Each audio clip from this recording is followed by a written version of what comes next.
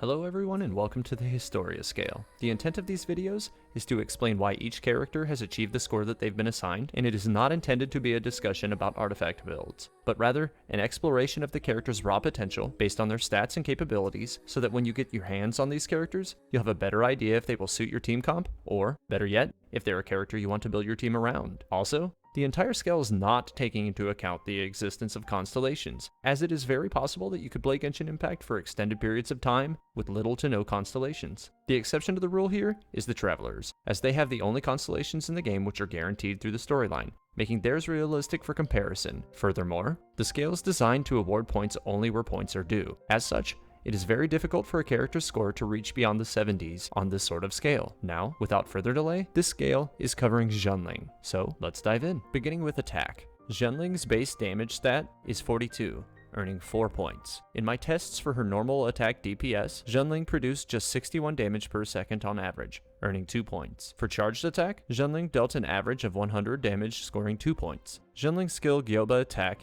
is fairly effective, dealing 1004 damage over its duration, picking up 4 points. Finally, Xiangling's Elemental Burst, Pyronato, under perfect conditions, made an average of 11 hits, dealing a total of 3,392 damage, earning a 5. It's worth noting that when using Xiangling's Elemental Burst, you should constantly reposition yourself to counter the rotation of the skill. It results in the skill making contact with the enemy more frequently, whereas if you run with the direction of the rotation, it will strike less than half as often. All attack metrics added up gives Xiangling a score of 17 out of 30 for attack. On to durability.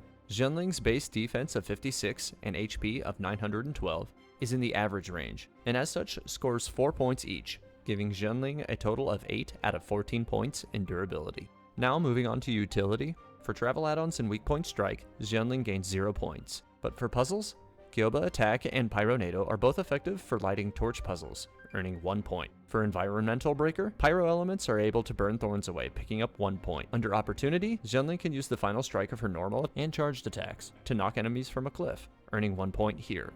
Xiangling's main passive provides double product on 12% of food crafts, earning 2 points. Next, for the Self-Reliance subcategory, under Crowd Control, Xiangling can produce knockdowns using her normal attack's final hit, as well as when producing overload against enemies with a naturally occurring electro effect, scoring 2 points. Next, for normal attack range, Xiangling earns 1 point, as spear characters have longer than the normal melee character's attack range, allowing her to create a little bit more space than average. Under enemy elemental resistance, both her normal and charged attacks are non-elemental in nature, leaving you with options against pyro enemies. Lastly, for buffs and debuffs, Xiangling's level 70 passive leaves a chili pepper behind at the end of Gilbert Attack, which provides a 10% buff to attack. And additionally, Xiangling can set Dendro-type enemies or objects such as shields on fire, earning 2 points.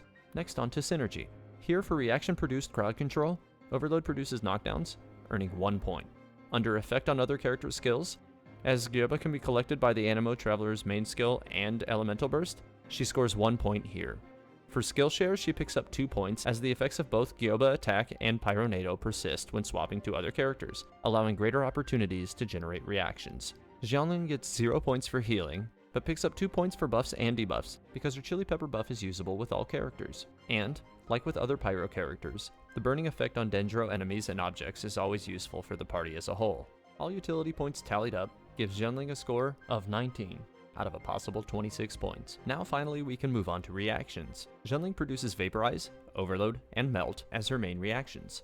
And as her normal and charged attacks do not produce elemental advantage, she earns 2 out of 3 points in each of these 3 metrics. For her reaction area of effect evaluations, as I just mentioned, with no elemental advantage on normal and charged attacks, she earns 0 points in the first 2 metrics. Next, for Gilbert Attack, she picks up 2 points as the ability blows fire in roughly 90 degrees. It is worth noting that the skill is able to adapt its direction actively towards nearby enemies, which is useful at times, which results in 1 additional point. Lastly, for Pyronato, this skill rotates around Xiangling or any other chosen character, dealing pyro damage in 360 degrees, earning 5 points. All points in reaction totaled up gives Xiangling a score of 14 in reactions. Finally, all metrics added together gives Xiangling a final composite score of 58. Xiangling has had a rough go of things coming off the backside of the beta tests. She seems to have been the target of several nerfs over the last year, reducing her overall damage production by a good deal. This isn't to say that she cannot be helpful, however. In niche applications such as grassy areas, Gilbert is useful for producing pyrocentric reactions over the span of its duration. But there are simply other characters on the roster who do this better. If Gilbert were capable of luring, like Baron Bunny, or following a target that walks out of its range, and or also attacked in a wider range, it would improve the skill's effectiveness and Xiangling's score here by extension. As a final note, Xiangling's Elemental Burst is quite good. In fact, it is among some of the top pyro-producing abilities in the game. But investing in that ability alone will hinge a lot of your pyrocentric reactions on a skill that has a long recharge and cooldown time, leaving you with one less reaction in the holster, more often than not. With that, I've reached the end of all I have to discuss in this installment of the Historia Scale. I hope you found it to be useful. If you've noticed something that you think I've left out, please let me know, and I'll be more than happy to discuss it with you, and even issue a correction to the scale if necessary. Finally, if you did find this video to be useful, please think about leaving a like. While you're at it, don't forget to subscribe and hit the bell icon so that you're notified when my next video goes live. Thanks for watching Teyvat Historia. May the 7 guide you, travelers.